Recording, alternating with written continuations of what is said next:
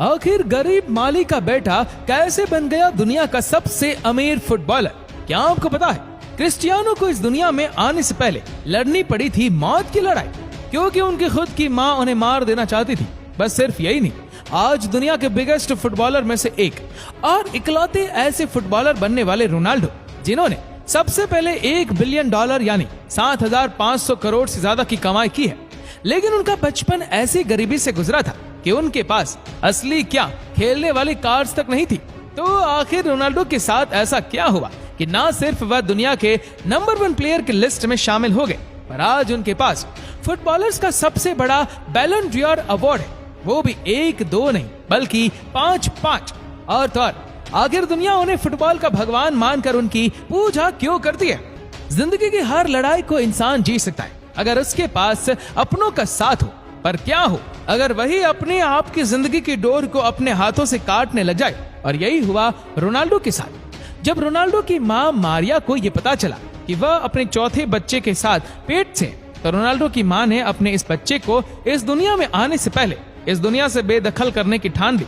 पर रोनाल्डो की मां ये अपने खुशी से नहीं, मजबूरियों के चलते करने वाली थी, क्योंकि रोनाल्डो के पहले ही मारिया के 3 बच्चे थे। पर मारिया और रोनाल्डो के पिता जॉस अपने बच्चों को बहुत ही मुश्किल से पाल पा रहे थे, उनके लिए खाना जुटा पा रहे थे, और ऐसे में चौथा बच्चा उनकी मुश्किलों को और भी ज्यादा बढ़ा देता। इसलिए रोनाल्डो के माता पिता को ये कदम उठाना पड़ रहा था, और शायद रोनाल्डो यही मौत की लड़ाई हार जाते। लेकिन मारिया के डॉक्टर ने मारिया का एबॉर्शन करने से साफ इनकार कर दिया, जिसके बाद 5 फरवरी 1985 को पंचल पोर्टुगीज के मडेरिया आइलैंड पर क्रिस्टियानो रोनाल्डो का जन्म हुआ। पर जैसा मैंने पहले ही आपको बताया, रोनाल्डो का परिवार बहुत ही गरीब था। रोनाल्डो की मां लोगों के घरों में खाना बनाती थी और उनके पिता एक गार्डनर थे, और दोनों ही दिन रात काम करके अपने परिवार के लिए जैसे तैसे खाना जुटाया करते थे। रोनाल्डो का घर इतना छोटा था कि रोनाल्डो अपने बड़े भाई और अपनी 2 बहन के साथ एक रूम में रहते थे, और रोनाल्डो और उनके भाई बहनों के पास ना खेलने के लिए खिलौने थे, ना कभी क्रिसमस में उन्हें कोई तोहफे मिलते थे। बस रोनाल्डो की लाइफ में एक ही चीज मुस्कान लाती थी, और वह चीज कुछ और नहीं, फुटबॉल का खेल था, जिसे खेलते खेलते रोनाल्डो अपनी जिंदगी के सारे प्रॉब्लम्स को भूलकर मुस्कुराने लगते थे। पर रोनाल्डो को तब क्या पता था कि उनका यही प्यार एक दिन उनकी जिंदगी को बदल कर रख देगा। और इस बदलाव की शुरुआत रोनाल्डो के बचपन से ही होगी। जब रोनाल्डो सिर्फ 7 साल की उम्र में एंडोरिना की यूथ टीम के लिए फुटबॉल खेलने लगे, वही रोनाल्डो के पिता इस यूथ क्लब में एक टीम किटमैन का काम किया करते थे, यानी बस अपने परिवार के लिए 4 पैसे और कमाने की खातिर वह इस क्लब के प्लेयर्स के जर्सी से लेकर उनके जूते, मोजे और बॉल का ख्याल रखते थे, जिसकी वजह से बाकी प्लेयर रोनाल्डो का मजाक उड़ाते थे। पर रोनाल्डो ने उनके मजाक को कभी अपने खेल के बीच में नहीं आने दिया। रोनाल्डो ने उनके तानों को और ज्यादा मेहनत करने का रीजन बना लिया, और रोनाल्डो ने पहले से भी दोगुनी मेहनत से अपने फेवरेट खेल फुटबॉल को खेलने की कोशिश की। पर क्या आपको पता है कि रोनाल्डो को लोग बचपन में लिटिल क्राई बेबी भी बुलाया करते थे, और अब भी लोग रोनाल्डो को इस नाम से चिढ़ाते हैं, क्योंकि आज भी रोनाल्डो बचपन की तरह ही फ्रस्ट्रेट हो जाते हैं। जब फुटबॉल के गेम में रोनाल्डो की बॉल पास करने पर उनकी टीम का कोई इंसान बॉल को मिस कर देता है। हालांकि अब रोनाल्डो अब बचपन की तरह इतने इमोशनल नहीं है कि हार जाने पर रोने लग जाए, और रोना धोना जो भी कह लो, रोनाल्डो बचपन से ही इतने टैलेंटेड थे कि उनके इस टैलेंट को एक के बाद एक ऊंचाई की सीढ़ियां मिलने लगी। जैसे एंडोरिना के लिए खेलने के बाद रोनाल्डो ने 2 साल नेशनल टीम के लिए भी खेला था, और सन 1997 में स्पोर्टिंग क्लब डी पोर्टुगल के साथ 3 डे ट्रायल के बाद स्पोर्टिंग क्लब डी पोर्टुगल ने रोनाल्डो को 1500 पाउंड में साइन कर लिया, और फिर रोनाल्डो उनके साथ खेलने लगे। पर 11 साल की उम्र में भी रोनाल्डो अपने गेम के लिए आज की तरह ही बिल्कुल डेडिकेट और पैशनेट थे।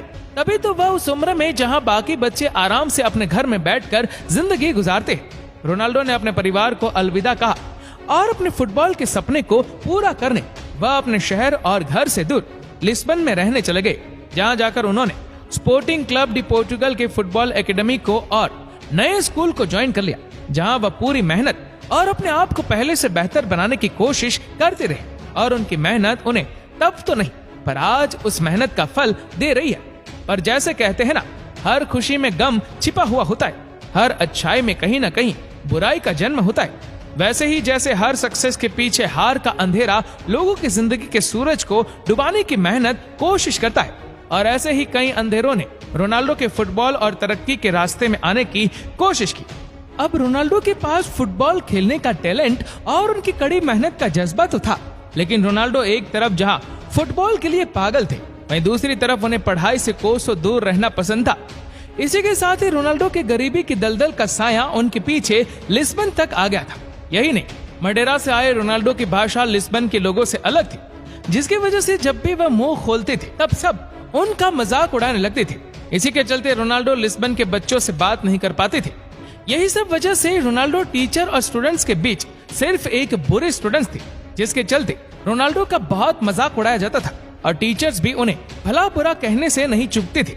लेकिन ये सब कुछ चुपचाप सहने वाले रोनाल्डो के सब्र का बांध तब टूट गया जब रोनाल्डो के एक टीचर ने रोनाल्डो को गरीबी और उनके आवाज की नकल करके उन्हें और उनके परिवार को बुरा भला कहा। यही नहीं, उस टीचर ने तो यहाँ तक कह दिया कि रोनाल्डो अपनी जिंदगी में कभी कामयाब नहीं हो पाएगा, और बस रोनाल्डो खुद को काबू में नहीं रख पाए।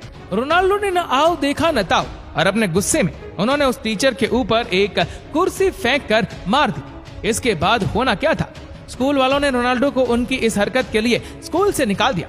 पर क्या इसमें सिर्फ रोनाल्डो की गलती थी?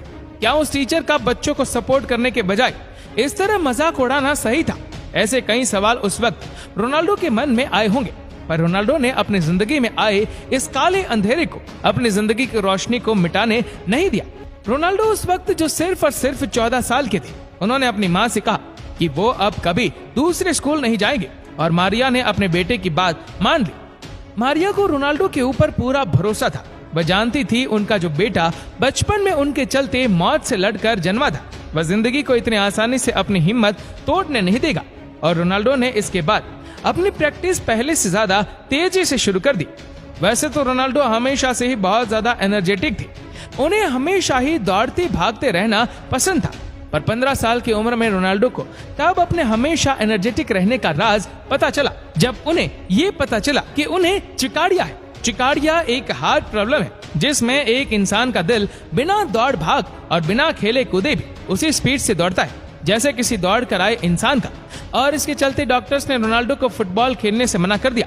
पर सुबह से रात और रात से दिन फुटबॉल प्रैक्टिस करने वाले रोनाल्डो को ये मंजूर नहीं था, और ये बात साफ थी कि रोनाल्डो अपनी हार्ट सर्जरी करवाते तो उनकी जान भी जा सकती है। पर रोनाल्डो ने इस अंधेरे से भी जंग लड़ी और ऑपरेशन करवाया, और शायद 15 साल के रोनाल्डो की हिम्मत देखकर भगवान को भी उन पर दया आ गई। तभी तो इस जानलेवा ऑपरेशन से रोनाल्डो जीत कर बाहर आए, और बस कुछ टाइम बाद ही उन्होंने हॉस्पिटल से डिस्चार्ज ले लिया। और देखते ही देखते कुछ ही हफ्तों में रोनाल्डो ने अपनी प्रैक्टिस शुरू कर दी। रोनाल्डो को अपनी इस हार्ट सर्जरी के बाद मानो एक नया जन्म ही मिल गया, एक नई शुरुआत मिल गई। पर ये नई शुरुआत अकेले नहीं आई थी। इस शुरुआत के साथ रोनाल्डो को सफलता की वो सीढ़ी मिली जिसकी वजह से वो फुटबॉल के बादशाह के तट पर बैठे।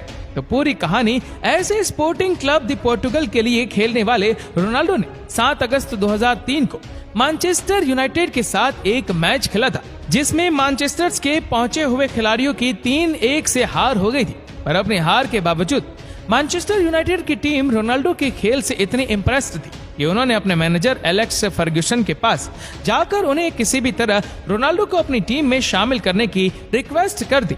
और अपनी टीम की तरह ही 18 साल के रोनाल्डो से इम्प्रेस्ड एलेक्स फर्ग्यूसन ने भी अपनी पूरी जान और पैसा लगा दिया, और 12.24 मिलियन पाउंड यानी 126 करोड़ में उन्होंने रोनाल्डो को अपनी टीम के लिए 12 अगस्त 2003 को साइन कर लिया, जो उस समय किसी भी 18 साल के प्लेयर को साइन करने की सबसे बड़ी रकम थी।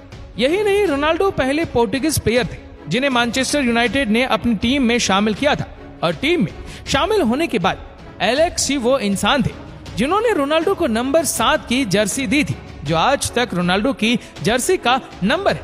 हालांकि इसके बाद भी रोनाल्डो का सफर आसान नहीं था।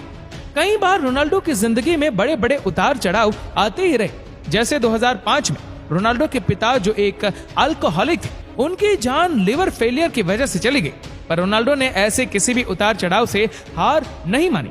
सन 2009 में रोनाल्डो ने मैनचेस्टर यूनाइटेड को बाय बाय कहा और रियल मैड्रिड की टीम में शामिल हो गए। और आप जानकर हैरान होंगे कि रियल मैड्रिड ने रोनाल्डो को 823 करोड़ में साइन किया था। बस सिर्फ यही नहीं, उसके बाद सन 2018 में रोनाल्डो ने जब जुवेंटस के साथ 4 साल का कॉन्ट्रैक्ट साइन किया तो उसकी कीमत 876 करोड़ से भी ज्यादा थी और ये कीमत किसी भी 30 साल के ऊपर के फुटबॉल खिलाड़ी को मिलने वाली सबसे बड़ी रकम थी। और रोनाल्डो ने अपने पूरे फुटबॉल करियर में अब तक 32 मेजर ट्रॉफी जीती है, जिनमें से 7 लीग टाइटल की है, 5 UEFA चैंपियनशिप लीग्स की, 1 UEFA यूरोपियन चैंपियनशिप की और 1 UEFA नेशनल लीग की है। यही नहीं, रोनाल्डो के पास फुटबॉल्स का सबसे बड़ा अवार्ड बैलन डियोर है। उनके पास यह सिर्फ 1 नहीं बल्कि 5 है। आज रोनाल्डो के पास 1.7 मिलियन यानी 12 करोड़ की बुगाटी और इस जैसी कितनी ही कार्स है। इसके अलावा रोनाल्डो के पास $36 मिलियन का प्राइवेट जेट है, जिसमें 18 लोग बैठ सकते हैं। और सबसे बड़ी चीज जो किसी भी प्लेयर के पास नहीं होती है, वह है खुद का म्यूजियम। रोनाल्डो के पास अपना खुद का एक म्यूजियम मौजूद है, जहां उनकी ट्रॉफीज और गोल्डन शूज का कलेक्शन है। और ये म्यूजियम मडीरा आइलैंड पर खड़ा है। और रोनाल्डो को अपने पैसे सिर्फ शान और शौकत का तमाशा करने के लिए नहीं, पर सही कामों में लगाने के लिए इस्तेमाल करने भी आते हैं। तभी तो रोनाल्डो ने अपने पैसे कई फाउंडेशन में लगाए, जहां 600 से ज्यादा बच्चों की जरूरत का खर्चा रोनाल्डो खुद ही उठाते। और रोनाल्डो हमेशा ही डोनेशन भी करते रहते ताकि वो उन लोगों की मदद कर सके जो उनके बचपन की ही तरह एक सपना लिए गरीबी की चादर में अपनी जिंदगी बिता रहे। तो दोस्तों, रोनाल्डो की सक्सेस और अमीरी के पीछे उनकी मेहनत और लाखों मुसीबतों के बावजूद अपने सपने को गिव अप ना करने का जज्बा है। अगर आपका भी कोई सपना है तो आपके सपने के लिए लड़िए, क्योंकि सपने की लड़ाई आपको ही लड़नी होगी और उसे पूरा भी करना होगा। अगर आपको रोनाल्डो की गरीबी से अमीरी तक का सफर पसंद आया हो तो नीचे कमेंट करके जरूर बताएगा। और अगर आपको वीडियो अच्छा लगा हो तो इस वीडियो को लाइक करेगा, शेयर करेगा ज्यादा से ज्यादा लोगों तक। और ऐसी ही और भी रोचक जानकारियों के लिए सब्सक्राइब करें हमारे YouTube चैनल को और Facebook पर फॉलो करें हमारे पेज को। धन्यवाद।